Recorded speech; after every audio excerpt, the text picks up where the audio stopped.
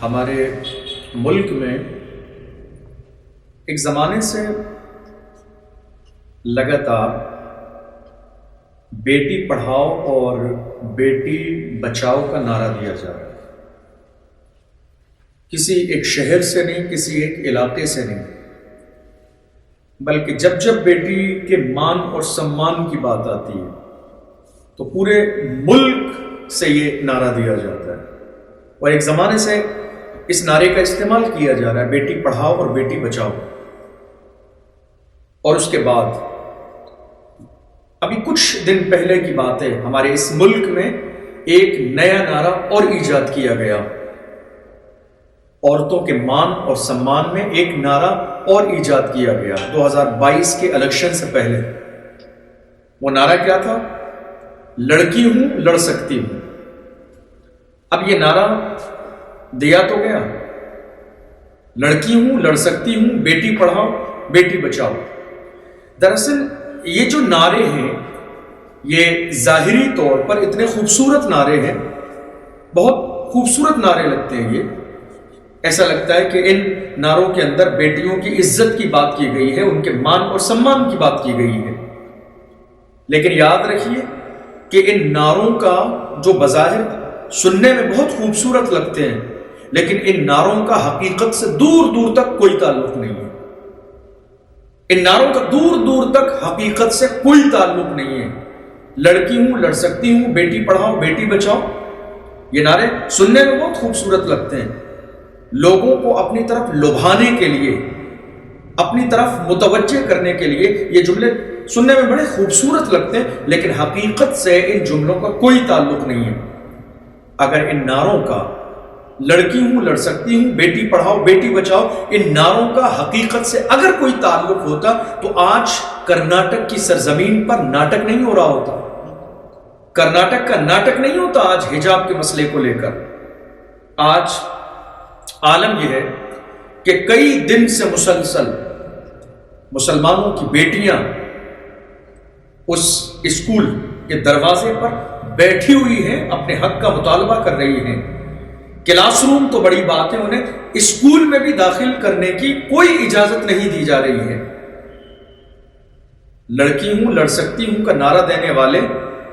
ایسے موقع پر نہ جانے کہاں مصروف ہیں، ان کی طرف سے کوئی پیغام نہیں آیا، کوئی میسیج نہیں آیا، لڑکیوں کے لیے حمایت کی کوئی بات نہیں آئی۔ بیٹی تو بیٹی ہے، وہ بیٹی کسی کی ہو، غریب کی ہو، امیر کی ہو، مسلمان کی ہو، غیر مسلم کی ہو، سکھ کی ہو، عیسائی کی ہو، بیٹی بیٹی ہے، اس کی عزت کی بات ہونی چاہیے، اور صرف نعرہ نہ ہو بلکہ پریکٹیکل حقیقت میں اس کی عزت مان سمان کے لیے تمام تر جو چیزیں استعمال کی جانی چاہیے وہ استعمال کی جائیں، تاکہ اس کی عزت اس کا مان سمان برقرار رہے۔ لیکن ایسا نہیں ہو رہا ہے بالکل بھی۔ کئی دن سے مسلسل وہ بیٹیاں پورے دن دروازے پر بیٹھ کر اپنے پردے کی، اپنے حق کی لڑائی کر رہی ہیں، حجاب کے لیے آواز بلند کر رہی ہیں، لیکن کوئی ان کے لیے بولنے والا نہیں ہے، اور لگاتار ٹارگیٹ کیا جا رہا ہے۔ آپ کو یاد ہوگا چند دن پہلے ہمارے اسی ملک میں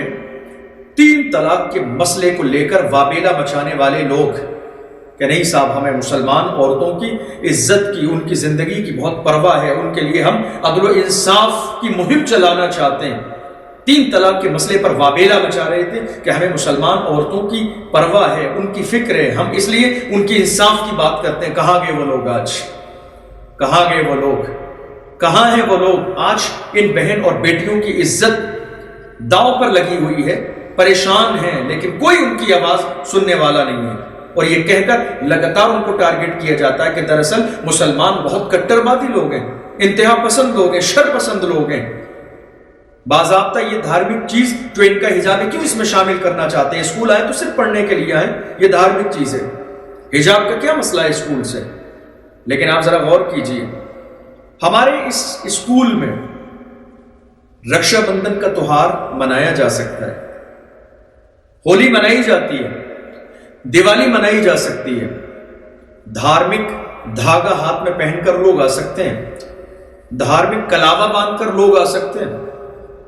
اس کے علاوہ منگل سوتر پہن کر لوگ آ سکتے ہیں، کوئی دقت نہیں ہے۔ اس ملک میں سکھ سماج کے لوگ اپنے سر پر پگڑی باندھ کر پورے ملک کا دورہ کر سکتے ہیں، ہر جگہ جا سکتے ہیں، کوئی اعتراض والی بات نہیں، اعتراض نہیں ہے، وہ دھارمک چیز نہیں ہے۔ لیکن ایک مسلمان کی بیٹی حجاب پہن کر اسکول میں چلی جائے تو صاحب یہ شر پسند ہے، یہ کٹر وادی ہیں، یہ جو ہے دھارمک بات کرنا چاہتے ہیں، ہر جگہ دھارمک ماحول پیدا کرنا چاہتے ہیں۔ ذرا غور کیجئے، یہ نفرت پھیلانے کا ماحول نہیں ہے تو اور کیا ہے؟ ایسا لگتا ہے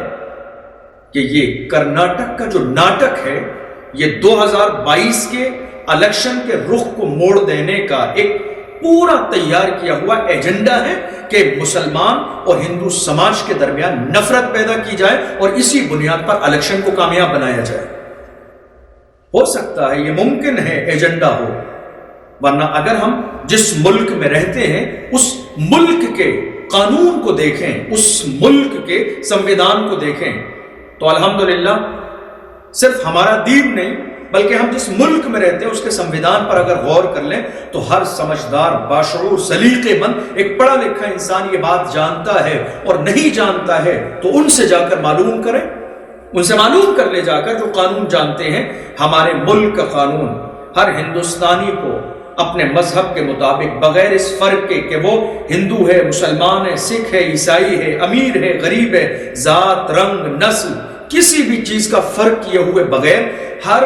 انسان کو، ہر مذہب والے شخص کو اپنے مذہب کے مطابق رہنے کی آزادی دیتا ہے۔ ہمارے ملک کا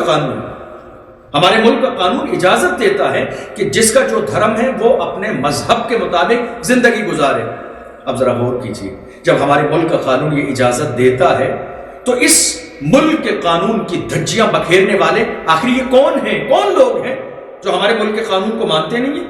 یا ملک کے قانون کو ماننے کا دعویٰ کرتے ہیں مگر اسی قانون کا لگاتار خون بھی کر رہے ہیں؟ جب ہمارا ملک اور ہمارے ملک کا قانون اس بات کی اجازت دیتا ہے کہ ہر دھرم کا شخص اپنے مذہب کے مطابق زندگی گزار سکتا ہے تو پھر آخر حجاب میں مسئلہ کیا ہے؟ حجاب میں پریشانی کیا ہے؟ حجاب میں دقت کیا ہے؟ حجاب ان بیٹیوں کا اپنا حق ہے، اگر وہ حجاب لگا کر آنا چاہتی ہیں تو آپ کو تکلیف کیا ہے؟ اس کالج کے پرنسپل کو دیکھیے آپ، خود اس کے اپنے ماتھے پر تلک لگا ہوا ہے اور وہ کہتا ہے کہ یہ دھارمک پہچان ہے۔ لیکن ایسے موقع پر ان بیٹیوں کو پریشان بھی کیا گیا، مسلسل وہ آواز اٹھا رہی ہیں، ان کی گرفتاری بھی کی گئی، لیکن ایسے موقع پر